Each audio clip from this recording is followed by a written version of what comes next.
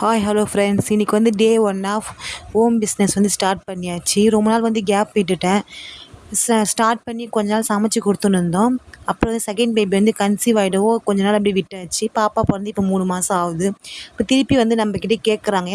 வீட்டு சாப்பாடு வந்து அவ்வளோ சீக்கிரத்தில் வந்து கிடைக்காது யாருக்குமே.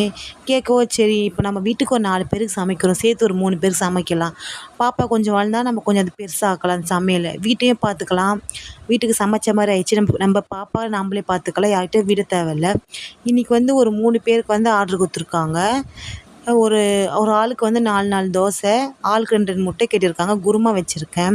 நான் எப்படி வந்து பாப்பாவை 2 பேபி வச்சு நீ எப்படி சமாளிக்கிறேன், எப்படி டைம் எப்படி மேனேஜ்மெண்ட் பண்ணுறேன், இந்த வீடியோலாம் வந்து உங்களுக்கு வந்து நான் வந்து அப்லோட் பண்ணுறேன். வேணுன்னா வந்து கீழே கமெண்ட் பாக்ஸில் கேளுங்க. நம்ம லேடிஸ் வந்து வீட்டிலேருந்து சம்பாதிக்கலாம்.